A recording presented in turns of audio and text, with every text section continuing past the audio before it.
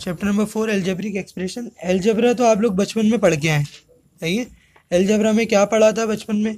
वही, कोई भी मैथमेटिक्स के अंदर अगर अल्फ़ाबेट शामिल हो जाए तो वो नॉर्मल मैथमेटिक्स नहीं रहती, बल्कि वो क्या बन जाती है? एल्जेब्रा बन जाती है।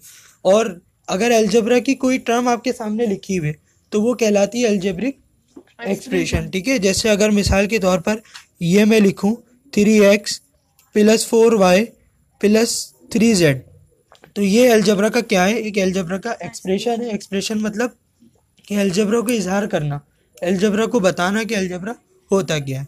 क्लियर? अच्छा, अब सबसे पहली बात यहाँ पर छोटी क्लासेस में समझने की ये है। छोटी क्लासेस में समझाते थे कि सपोज करें मेरे पास यहाँ लिखा हुआ है 3x और इसकी पावर 2, ठीक है। तो ये जो नंबर लिखा हुआ है, इस नंबर को कहते हैं कोफिशिएंट। क्या कहते हैं? कोफिशिएंट, ठीक है।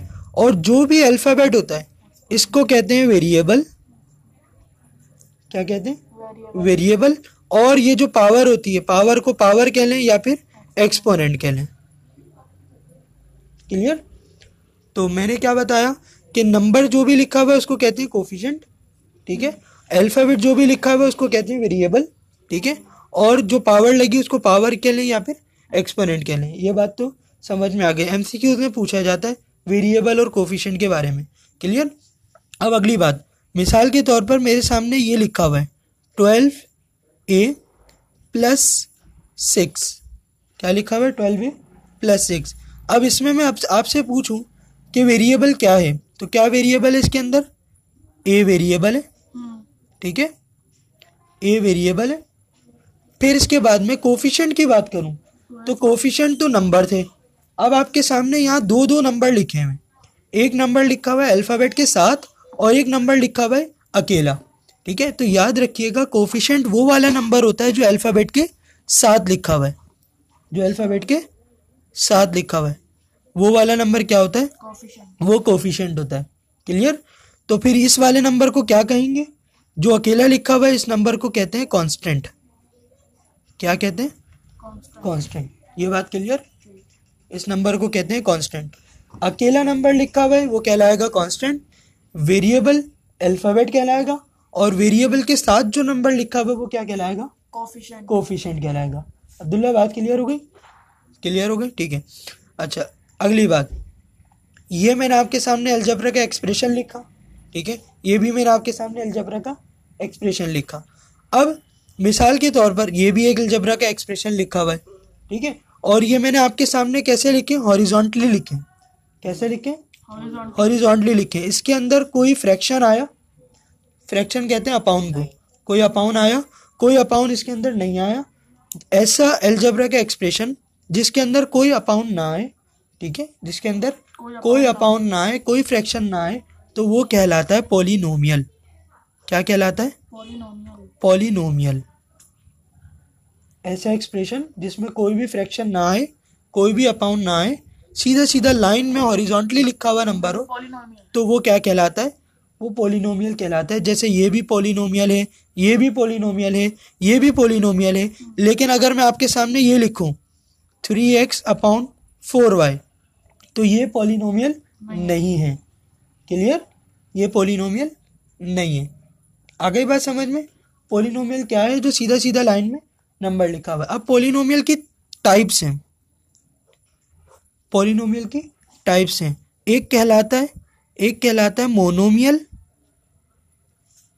ठीक है, एक कहलाता है बाइनोमियल,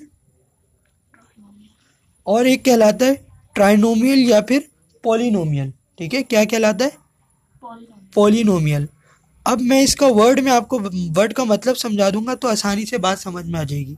मोनो मीन्स 1, ठीक है, बाई मीन्स 2, पॉली मीन्स बहुत सारे, 2 से ज़्यादा, ठीक है, पॉली मीन्स 2 से ज़्यादा। तो मोनोमियल एक टर्म वाला, बाइनोमियल 2 टर्म वाला, पॉलिनोमियल या बहुत सारी टर्म्स वाला, 2 से ज़्यादा टर्म्स वाला। तो अगर मैं ये दिखाऊं आपको तो इसमें 1 2 3 टर्म्स है, ये पॉलिनोमियल है। इसके अंदर ये पॉलिनोमियल तो है, लेकिन पॉलिनोमियल की कौन सी वाली टाइप है? मोनोमियल है, क्योंकि इसमें एक ही टर्म है, ये पूरा एक ही है। ठीक है, अगर कोई हमसे पूछेगा तो हम उसको पॉलिनोमियल बताएंगे, मोनोमियल? इसको मोनोमियल बताएंगे। ठीक है, और इसके अंदर दो टर्म्स है, ये बाइनोमियल है। क्लियर? टर्म्स कब पहचान में आएगी? मिसाल के तौर पर मैं आपके सामने ये लिखूं 4x 3y, ठीक है, इन दोनों के बीच में क्या साइन है? मल्टीप्लाई। तो अगर मल्टीप्लाई या डिवाइड का साइन हो तो ये एक ही टर्म कहलाएगी। अगर बीच में प्लस या माइनस का साइन हो तो फिर ये दो टर्म्स कहलाएंगी, अलग अलग कहलाएंगी। क्लियर? तो पता ये चला, सिंपल सी बात पता ये चली कि टर्म जो है वो प्लस या माइनस के बाद चेंज होती है, मल्टीप्लाई या डिवाइड के बाद चेंज नहीं होती। ठीक है, अगर मैं आपको बुक के अंदर दिखाऊं, बुक के अंदर अगर मैं इस एक्सप्रेशन की बात करूं, इस एक्सप्रेशन की, तो इसके अंदर 1 2 तीन टर्म्स दिख रही हैं और ये पॉलिनोमियल है। ठीक है, 1 2 3 4 टर्म्स दिख रही है, ये भी पॉलिनोमियल है। ठीक है, 4 टर्म्स वाला है। ठीक है, 1 2 3 4 5 टर्म्स दिख रही है, पॉलिनोमियल है। ठीक है, 1 2 3 4 5 पॉलिनोमियल है, पॉलिनोमियल है। ठीक है, अब आप बोलेंगे इसके अंदर तो फ्रैक्शन आ गया, इसके अंदर तो अपाउन आ गया। अगर नीचे वाला क्वेश्चन दिखाऊं तो आप कहेंगे इसके अंदर भी अपाउन आ गया। तो मैं कह रहा हूं कि ये पॉलिनोमियल है, अपाउन आ गया और पॉलिनोमियल है। अपाउन के अंदर अल्फाबेट है क्या?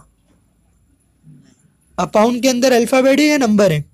सिंपली अपाउन के अंदर नंबर है, अल्फाबेट नहीं है, तो ये पॉलिनोमियल ही है। ठीक है, अगर अपाउन के अंदर अल्फाबेट होते, जैसे अगर ये इसकी बात करूं मैं, इस वाले क्वेश्चन की, ठीक है, इसके अंदर अपाउन के अंदर अल्फाबेट मौजूद है, इसका मतलब ये पॉलिनोमियल नहीं है। ठीक है, ये भी पॉलिनोमियल नहीं है। क्लियर? तो फिर ये क्या है? अब मैं आपको बता देता हूँ ये क्या है। ठीक है, पॉलिनोमियल की बात समझ में आ गई। ठीक है, पॉलिनोमियल के टाइप्स भी समझ में आ गई। फिर एक चीज और समझने की, वो कहलाती है रैशनल। पॉलिनोमियल होंगे या फिर रैशनल होंगे। ठीक है, रैशनल क्या चीज है? जो अपाउन की बात मैं आप लोगों से कर रहा था, वो अपाउन वाले वो रैशनल कहलाते हैं, वो पॉलिनोमियल नहीं कहलाते। अपाउन वाले क्या कहलाते हैं? अपाउन में अल्फाबेट नहीं है, ये रैशनल है, ये रैशनल है। क्लियर? जैसे अगर मैं यहाँ पर दिखाऊं, ये रैशनल है, ये पॉलिनोमियल नहीं है, ये रैशनल है, ये पॉलिनोमियल नहीं है। अपाउन वाले क्या है? वो रैशनल है। क्लियर? क्लियर? फिर एक और चीज है, एक और चीज है, वो कहलाती है इर्रेशनल। क्या कहलाती है? इर्रेशनल। इर्रेशनल कौन है? रूट वाले। कौन है? रूट वाले, जिनके अंदर रूट आ रहा है वो कौन है? इर्रेशनल। तो अब आपको एक्सरसाइज 4.1 अगर मैं दिखाऊं तो 4.1 का पहले क्वेश्चन में वो क्या कह रहा है? पहले क्वेश्चन में कह रहा है separate polynomial, rational and irrational expression in the following. नीचे दिए गए एक्सप्रेशन में से अलग अलग कर दें पॉलिनोमियल को, रैशनल को और इर्रेशनल को। तो सिंपली अगर मैं इसकी बात करूं, ये पॉलिनोमियल है क्योंकि इसके अंदर अल्फाबेट है और इसके अंदर अपाउन है, लेकिन अपाउन के अंदर अल्फाबेट नहीं है, तो मीन्स ये पॉलिनोमियल है। दूसरा वाला ये भी पॉलिनोमियल है। ठीक है, तीसरा वाला ये पॉलिनोमियल नहीं है क्योंकि इसके अंदर अपाउन में क्या आ गया? अल्फाबेट आ गया, तो ये कौन है? ये रैशनल है। ये भी पॉलिनोमियल है, ये भी पॉलिनोमियल है। क्लियर? फिर इसी तरह ये पॉलिनोमियल नहीं है, ये रैशनल है, ये भी रैशनल है, इसके अंदर रूट आ गया, ये इर्रेशनल है, और लास्ट वाले के अंदर भी रूट आ गया, ये इर्रेशनल है। क्लियर? बात समझ में आ गई? ठीक है, अच्छा क्वेश्चन 2 अगर मैं दिखाऊं तो क्वेश्चन 2 में ये लिखा हुआ है separate polynomials and non polynomials. इनमें से बताएं कौन से पॉलिनोमियल है और कौन से पॉलिनोमियल नहीं है। पहली तो ये बात। फिर कह रहा है इन केस ऑफ पॉलिनोमियल्स, अगर जो पॉलिनोमियल्स आ जाएं, also right the number of variables, उसके अंदर कितने वेरिएबल पाए जाते हैं वो बताइए। ठीक है, तो सिंपली अगर मैं आपको क्वेश्चन 2 का पार्ट 1 दिखाऊं तो ये पॉलिनोमियल है या नहीं है? नहीं है। ये अपाउन आ गया इसमें, और अपाउन के नीचे एक्स लगा हुआ है, यानी कि ये पॉलिनोमियल नहीं है। ठीक है, यहाँ उसने रैशनल वगैरह नहीं पूछा, नॉन पॉलिनोमियल पॉलिनोमियल पूछा, तो मैंने सीधा सिंपली आपको यूं बताने के लिए क्रॉस लगा दिया। ये एमसीक्यूज टाइप एक्सरसाइज है, एमसीक्यूज में आने वाली, ठीक है।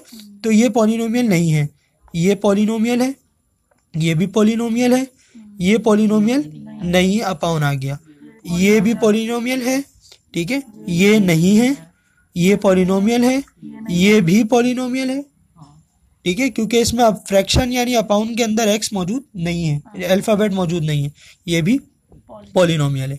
अब वो कह रहा है कि जो पॉलिनोमियल है उनमें वेरिएबल्स की तादाद बता दें। तो वेरिएबल मैंने आपको क्या बताया, वेरिएबल वो होता है जो अल्फ़ाबेट होता है, ठीक है, मतलब एक्स है ना, अल्फ़ाबेट, जितने भी अल्फ़ाबेट हैं उनकी तादाद बता दें। तो इसमें कितने अल्फ़ाबेट्स हैं, 2, तो इसमें वेरिएबल की तादाद 2। इसके अंदर टोटल कितने अल्फ़ाबेट हैं, 1 2 3 4, और टी को तो पहले काउंट कर लिया, अच्छा हाँ, तो टोटल कितने अल्फ़ाबेट हैं, 4 अल्फ़ाबेट हैं। नहीं, एक्स को भी पहले काउंट कर लिया, 2 3 अल्फ़ाबेट है, एक्स टी और वाई, ओके। इसके अंदर एक ही अल्फ़ाबेट है, एक्स, ठीक है, इसके अंदर भी एक अल्फ़ाबेट है, एक्स, इसके अंदर 3 अल्फ़ाबेट है, एक्स वाई जेड, इसके अंदर एक ही है। क्लियर, ये क्वेश्चन भी हो गया आपका, सही है।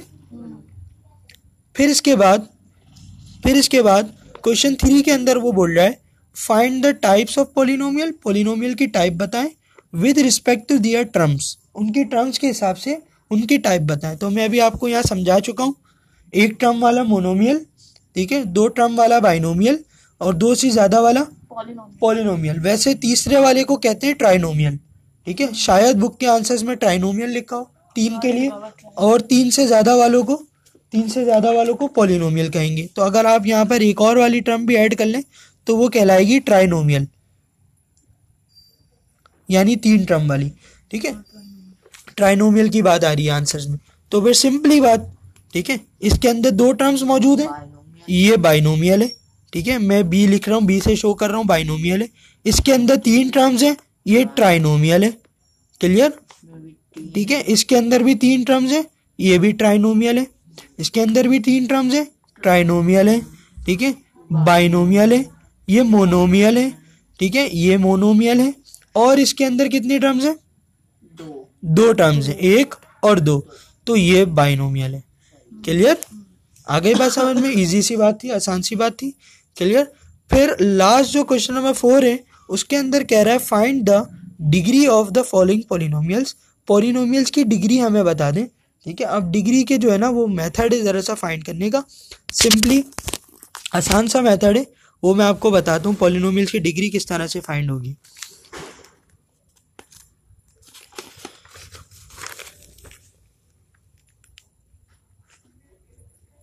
डिग्री ऑफ पॉलिनोमियल्स, पॉलिनोमियल्स की डिग्री, ठीक है।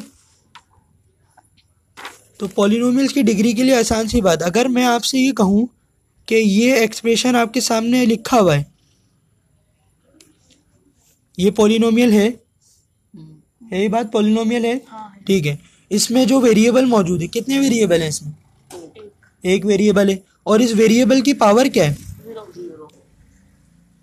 जब कुछ पावर नहीं होती तो 1 होती है, ठीक है। तो क्या पावर है इस वेरिएबल पर, तो इसकी डिग्री क्या हुई, इसकी डिग्री 1 हुई। आई बात समझ में, क्लियर। अब सुनो मेरी बात, अगर इस तरह से आ गया, इस तरह से आ गया, अभी भी पॉलिनोमियल है, वेरिएबल कितने, सेम वेरिएबल है, वेरिएबल एक ही है, वेरिएबल एक ही है, और इस वेरिएबल की सबसे बड़ी पावर कौन सी है, 2, तो डिग्री क्या है, 2, ठीक है। अगर सेम वेरिएबल हो तो, ठीक है। अब बात यहाँ आ गई, अगर डिफरेंट वेरिएबल होता तो 4x प्लस सपोज करें 3y की पावर 2, ठीक है। अब वेरिएबल 2 आ गए, x और y, तो जब वेरिएबल 2 एक से ज़्यादा आ जाए, यानी 2 आ जाए, 3 आ जाए, 4 आ जाए, तो उनकी पावर्स को आप प्लस करेंगे, क्या करेंगे, पावर्स को प्लस करेंगे। तो इसकी पावर क्या है 2 और इसकी पावर क्या है, तो डिग्री क्या हो गई, डिग्री हो गई 3। क्लियर, अगर एक ही अल्फ़ाबेट हो तो सबसे बड़ी पावर, अगर एक ही अल्फ़ाबेट हो सबसे बड़ी पावर, अगर अलग अलग अल्फ़ाबेट्स हो तो सबके आप पावर्स को क्या करेंगे, प्लस करेंगे। क्लियर। तो अब इस क्वेश्चन के अगर अंदर हम देखें तो इस क्वेश्चन में हमसे वो डिग्री पूछ रहा है। तो इसके अंदर एक तो दो टर्म्स हैं, ठीक है, दो वेरिएबल्स हैं, तो इसकी पावर यानी इसकी डिग्री क्या हुई, 3 हो गई, ठीक है। इसके अंदर डिग्री 7, ठीक है। अब इसके अंदर दो दो वेरिएबल्स तो हैं लेकिन उन दोनों की भी पावर डिफरेंट है, ठीक है। एक्स की पावर 4 है और वाई की पावर 1 भी है, 2 भी है और 3 भी है। 10 तो कौन सी वाली पावर लें वाई की, 3 वाली, सबसे बड़ी वाली, ठीक है। तो वाई की पावर सबसे बड़ी वाली 3 और एक्स की पावर सबसे बड़ी वाली 4, तो 4 + 3 7। क्लियर। यहाँ पर तो वेरिएबल ही नहीं है, अच्छा इसकी डिग्री क्या है, 0, ठीक है। इसकी डिग्री क्या है, 0। इसकी डिग्री बता दें, 4, इसकी डिग्री 4 क्योंकि y की सबसे बड़ी पावर 2 और x की पावर 2, ठीक है। और इसकी डिग्री बता दें, 6 इसकी डिग्री 6 क्योंकि 3 अल्फ़ाबेट्स हैं तो तीनों की प्लस कर ली, ठीक है। इसकी डिग्री बता दें, x की 1 और y की सबसे बड़ी कौन है, 2, तो 2 + 1 3 डिग्री हो गई। तो ये जो 2 है वो एक्स वाई दोनों की नहीं है। ये जो 2 है ये सिर्फ y पर लगी हुई। अगर ब्रैकेट बना हुआ होता एक्स वाई की पावर 2 तो ये दोनों पर होती, ब्रैकेट नहीं है तो मीन्स ये सिर्फ y पर लगी हुई। क्लियर। अब इसी तरह यहाँ x की सबसे बड़ी 6 और y की सबसे बड़ी 5, तो 6 + 5 11। क्लियर, ठीक है। इसके अंदर तो अल्फ़ाबेट ही नहीं है कोई, ये तो पाई बना हुआ है, ठीक है, पाई बना हुआ है। ये पाई कोई अल्फ़ाबेट नहीं होता, डिग्री 0, ठीक है। अब इसके अंदर आ जाएं, इसके अंदर ओवरऑल टर्म कितनी है, 2, एक ही टर्म है, रूट लगा हुआ है। अगर रूट नहीं होता तो हम कह सकते थे हाँ भाई 2 टर्म्स हैं, रूट लगा हुआ है। लेकिन अगर मैं इस रूट को सॉल्व करूं तो आप कॉमन सेंस देखें कि अगर मैं रूट को हटाऊंगा तो क्या पावर आएगी, 1/3, और 3 ऑलरेडी लगी हुई, 3 और 1/3 कैंसिल हो जाएंगे, कैंसिल होके बचेगा क्या, ये बचेगा, ये बचा। तो अब बताइए क्या डिग्री है, 3 डिग्री है इसकी, ठीक है। होशियारी से थोड़ा सा चेंज करके क्वेश्चन उसने दिया ये कि बच्चे घबरा जाएंगे और कंफ्यूज हो जाएंगे। तो रूट हटाकर सिंपली आपने देखा यहाँ पावर 3 लगी हुई ब्रैकेट पर, भाई रूट हटाएंगे तो 1/3 आएगी, 3 और 1/3 कैंसिल हो गई तो अंदर वाली टर्म बच जाएंगी, तो ये इसकी डिग्री होगी। तो इस तरह आपने ये सारी टर्म्स भी सीख ली और एक्सरसाइज 4.1 भी हो गई, ठीक है। उम्मीद है समझ में आया होगा।